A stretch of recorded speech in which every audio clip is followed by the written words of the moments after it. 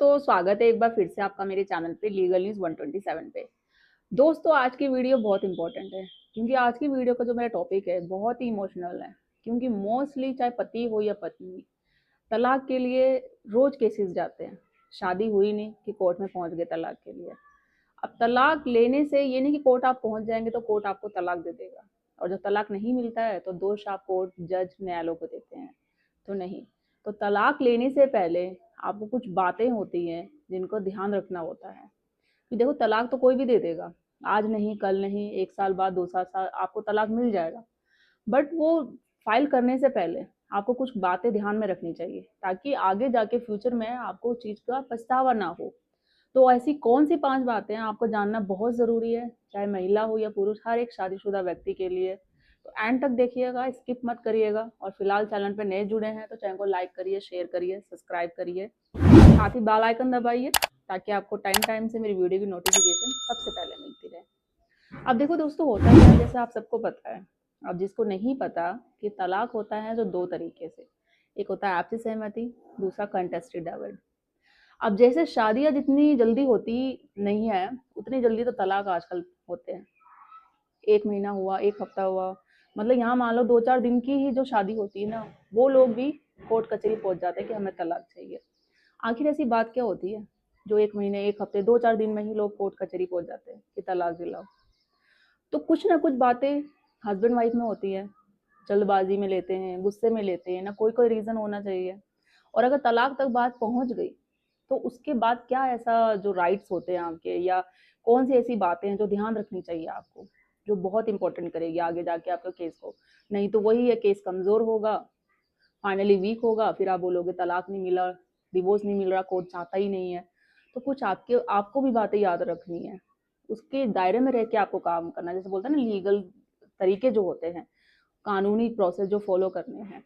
तो देखो, पहला जो होता है, हर एक तलाक का मामला जो होता है ना, हर एक वजह, मगर अगर मान लो आप तलाक की नहीं होती है, हस्बैंड वाइफ में जब भी डिस्प्यूट होता है, अब चाहे शादी को आपके 1 साल हो गया, 2 साल हो गया हो, या 1 महीने, 1 दिन, 2 दिन, क्या करते हैं, कोई भी किसी बात का डिस्प्यूट होता है, छोटी मोटी डिस्प्यूट होती है उसमें, तो चाह सकते हैं वो हस्बैंड वाइफ जो अपना रिश्ता बनाना चाहते हैं ना, आगे कंटिन्यू रखना चाहते हैं, उनको पता है कि नहीं, अगर हमने लोगों ने शादी करी है, भले लव मैरिज करी, ऑरेंज मैरिज करी हो, तो इस शादी को हमें सक्सेसफुल करना है, लोगों को दिखाना है किस तरीके से नहीं है। शादी टूट जाना, जब आप मायके जाते हो या हस्बैंड वाइफ दोनों अलग हो जाते हैं, फिर परिवार वाले क्या ताने मारते हैं, चाहे लड़का हो या लड़की, दोनों तरफ से बोल रही हो, तो वो सिचुएशन उस इंसान से जाके पूछो जिसके साथ वो हो रही है अभी, कितना गलत होता है। अब फिर लोग, जब फैमिली वाले आपके आप पे प्रेशर डालते हैं कि दूसरी शादी कर लो, तो क्या पॉसिबल है दूसरी शादी करना?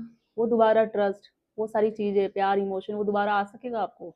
वही चीज हो जाएगी जब पहले ही नहीं हुई सक्सेसफुल, दूसरी कैसे हो जाएगी? तो जब भी लड़ाई झगड़ा होता है ना, तो गुस्से में ना लेके बातों को समझो आप एक दूसरे को।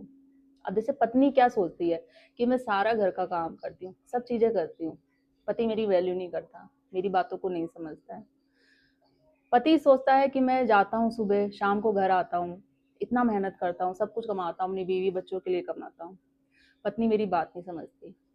तो वो दोनों ये दोनों अपनी जगह सही है, गलत कोई नहीं है। गलत ये है कि वो ये सारी बातें अपने मन में ही रखते हैं, दोनों एक दूसरे से बात नहीं करते हैं। अगर दोनों एक दूसरे से बात करें तो चीजें लड़ाई तक पहुंचे ही ना। तो रिश्ते को तोड़ने से बेहतर है पहले संभालने की कोशिश करो, रिश्ते को संवारने की कोशिश करो। नहीं तो तोड़ने के लिए, तलाक लेने के लिए तो बहुत सारे ऑप्शन है, कोई भी बताएगा आपको। मेरी जैसी और भी वीडियो मिल जाएगी, कोर्ट कचहरी में जाएंगे, आपका वकील, आपको बहुत सारे लोग एडवाइस। तो ये चीज है। दूसरा क्या है, मोस्टली लोग क्या करते हैं, गुस्से में आके, ये इमोशनली आके, सोचना नहीं, समझना नहीं है, चलो तलाक दे देता हूँ, अब वो चली गई है ना, अब वो अपने मायके में ही रहेगी, मैं उसको वापस नहीं लाऊंगा चाहे कुछ भी हो जाए। और वहीं पत्नी राह देखेगी, अब मैं छोड़कर आ गई हूँ, भले गलती पत्नी की हो या पति की, मैं वापस नहीं जाऊंगी। अब जब तक वो नहीं आता मुझे मनाने, जब तक फोन नहीं करेगा, वो बात तो कर रहा है, मनाने की कोशिश कर रहा है, बट आप फोन भी नहीं उठाओगे, ब्लॉक में डाल दोगे, घर आओगे तो नहीं घुसने दोगे, मतलब उस तरीके से शो अप भी करना है। कई लड़कियों के पेरेंट्स होते हैं, वो भड़काते हैं अपनी लड़की को कि मत जाओ, उसको सबक सिखा, ये कर, फिर देखेंगे बाद में। लड़के के भी अलग ही होते हैं जो माँ बाप, वो भी बोलते हैं कि गई है ना, जाने दे, हम क्यों उसकी बातें माने, ज्यादा ही सर पे चढ़ाने की जरूरत नहीं है। तो आपको देखो पेरेंट्स की बात उतनी सुनो जितना कि आपका रिश्ता खराब ना हो सके। ये नहीं बोलती मैं पेरेंट्स की बात मत सुनो, बट दोनों आप दोनों को साथ में रहना है, आप हस्बैंड वाइफ को, आपका अपना फ्यूचर बनाना है, ठीक है। एक जो बातें सही है वो सुनो, नहीं लगती जो आपका रिश्ता तोड़ता है वो बातें एक कान से सुनो, दूसरे कान से निकाल दो। तो ये है। तीसरा ये है कि अगर बात मान लिया कि हस्बैंड वाइफ के बीच में, आप लोगों के बीच में बच्चा है आपका, और अगर आप ऐसी एक्शन ले रहे हो कि भाई अब तलाक लेना है, हमें नहीं रहना एक दूसरे के साथ, बहुत हो गया, हम इस रिश्ते को कंटिन्यू नहीं कर सकते हो, तो एक बार अगर पॉसिबिलिटी है आपके रिश्ते में कि हाँ बात करने से हम अपना रिश्ता बचा सकते हैं, एक चांस दे सकते हैं रिश्ते को, तो उस बच्चे के लिए सोचो कि उस बच्चे का फ्यूचर क्या होगा। पता है कोर्ट कचहरी में ऐसे बच्चे हम डेली देखते हैं, हो सकता है आप लोग भी देखते होंगे कि पेरेंट्स के डिस्प्यूट में बच्चे का फ्यूचर क्या होता है। बच्चा लिटरली बाहर आके रोता है। अगर थोड़ा समझदार बच्चा हो गया ना 5 साल से ऊपर, तो वो रोएगा।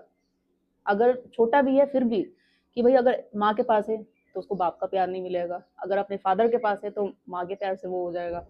तो एक बच्चे को तो माँ बाप दोनों का प्यार मिलता है, और आप लोगों की लड़ाई से कि भाई मैं पति की बात क्यों मानूं, जो भी एक्स वाई जो भी रीजन है, तो बच्चे का फ्यूचर कहाँ जा रहा है, उसको तो दोनों का फ्यूचर है।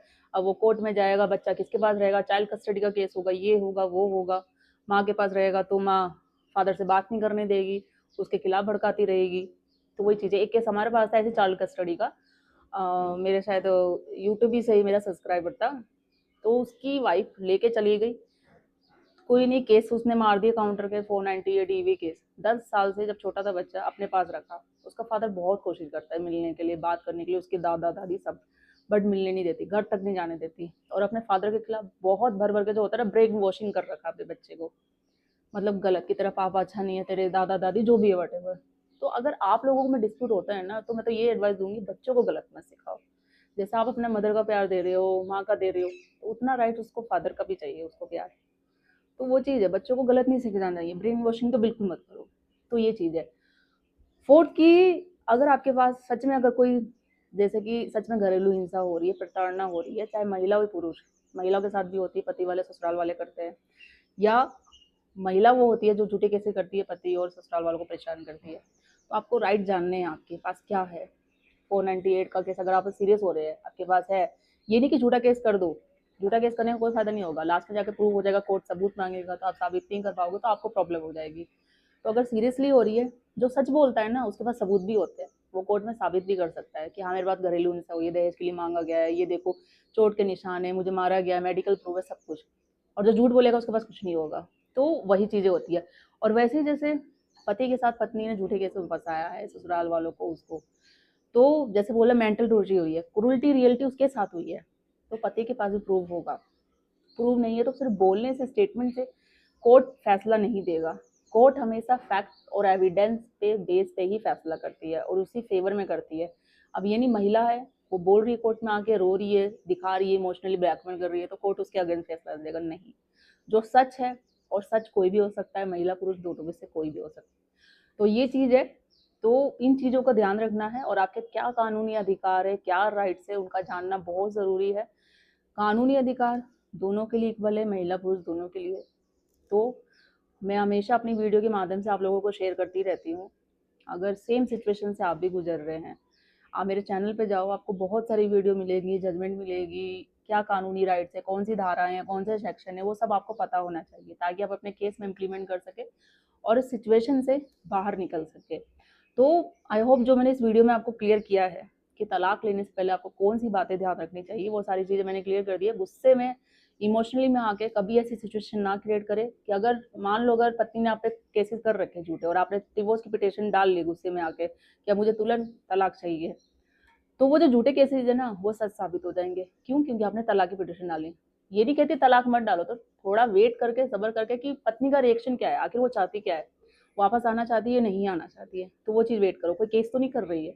और ये भी होता है अगर तलाक आप डालोगे ना गुस्से में आके, तो वो काउंटर केसेस कर देगी 498 का, वो सारी चीज़ें करके। तो पहले कोशिश करो रिश्ता बचाने की, सेक्शन 9 का केस करो, नोटिस भेजो, बहुत सारी चीज़ें, ताकि वो आपके पास प्रूफ रहेगा आगे जाके, वो डिग्री रहेगी, तो तलाक लेने में आगे जाके आपको प्रॉब्लम नहीं होगी। तो वो सेम सिचुएशन है।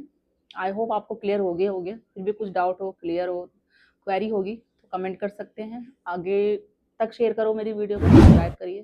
जल्दी मिलूंगी अपनी नेक्स्ट वीडियो में, तब तक के लिए थैंक यू।